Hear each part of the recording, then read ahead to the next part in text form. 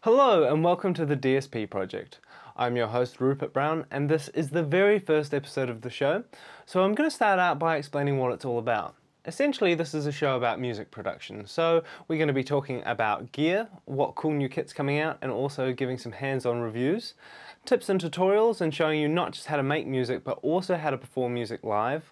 We've got some great interviews lined up as well with some top engineers and producers, and finally we're going to be talking about more of a general topic of what it means to be a musician today, and that's going to cover everything from inspiration right through to distribution. This particular episode though is about the reverse reverb effect. It's quite a cool one and fairly underutilized in music today. You'll most commonly hear it applied to vocals, but you can use it on anything, as we're about to find out. So without any further ado, let's get started.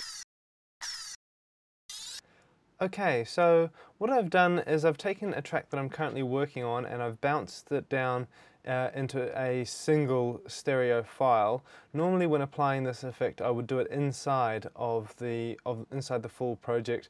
The only reason why I've bounced it down is just to make it a bit clearer to see what we're working on. So it's this brown track here, so I'm going to play it to you so you can see what it sounds like.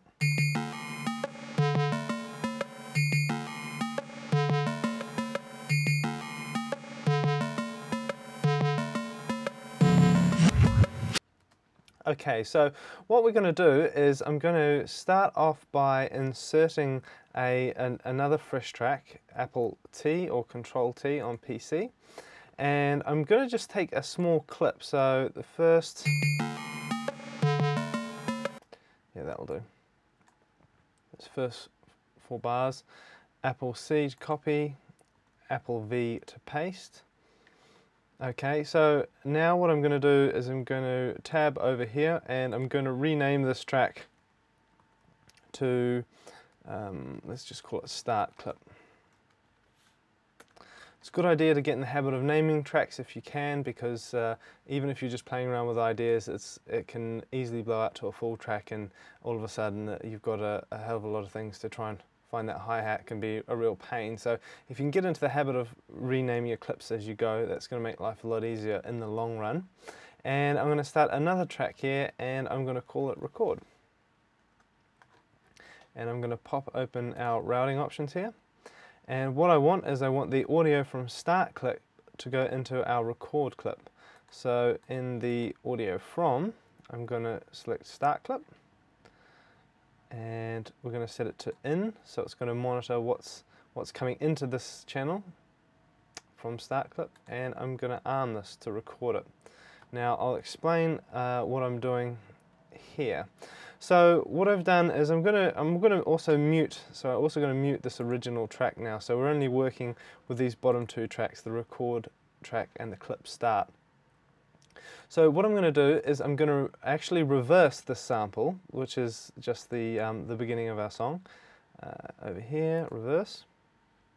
The reason why I did it, basically how this effect works is we're going to record a reverb tail which is going to start from loud and work its way down to quiet.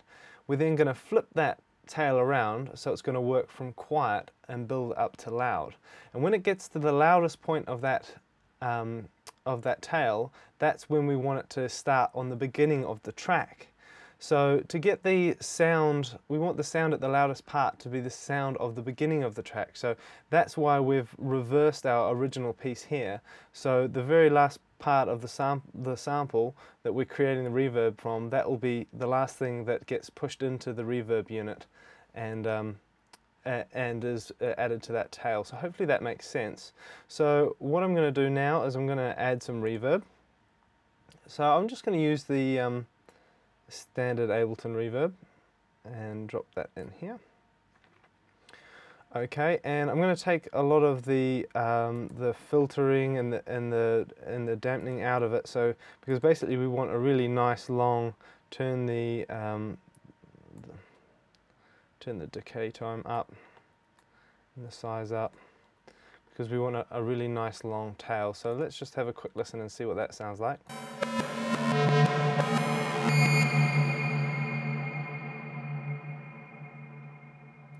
Okay, not bad, but let's take the high diffusion out and really crank up the decay time and see if that's a bit more like what we're after.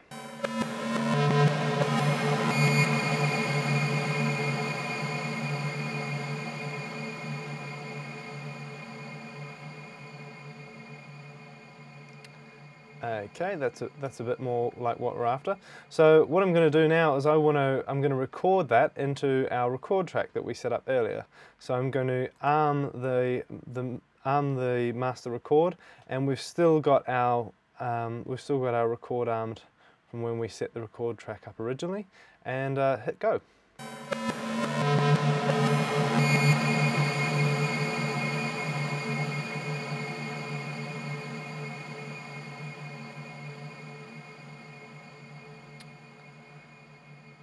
Okay, cool. So what I'm going to do now is I'm going to trim this back here so it's just at the start point, and trim this back here like so. And I'm now going to, this is where the actual reversing of the reverb comes into play. I'm going to take that sample, our fresh recording, and flip it round. Okay, done. So now what I'm going to do is I'm going to push back our original track and plonk it back 8 bars, and I'm going to drag and drop our fresh recording onto the front. I'm going to tab over and solo this original channel so we can just hear what's going on here. And so now in theory we should have a nice build up from quiet right up into the start of the song, and it should give us sort of like a reverse crash effect. So let's see what we've got so far.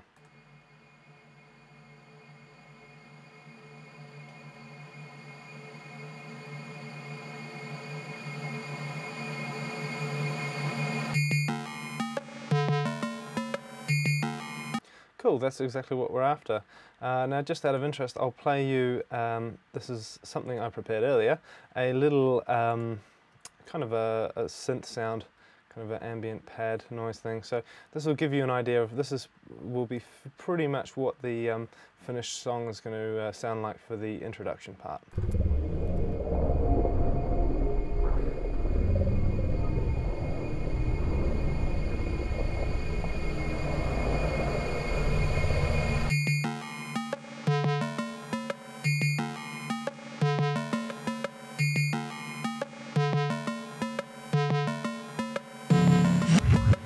Adding to that, you can obviously add effects to the reverb tail. Another cool thing to do is experiment with the same effect but use delays instead of all with reverb. So reverb gives us a nice smooth build up from quiet to loud, whereas if you put a delay in there, then you get sort of cool steps like delay steps. And again, it's all made up of that original sound, but yet you're creating something sort of completely new in the same sense as well. And I think that's about it. So that's the reverse reverb effect. Hopefully you've learned something today. If you're already familiar with the effect, then well, hopefully I've at least inspired you to give it a go again. If you do have any questions, you can head down to our website, theDSPproject.com, and leave a comment directly underneath this video, or maybe you can even add something to the technique. If you post it there, then everyone can learn from it.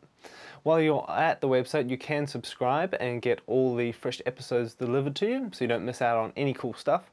Or if you want to contact us direct, you can send an email to inbox@theDSPproject.com, and your email may even get read on the show. That's all we've got time for today though. Join me next time where we'll be talking about something else.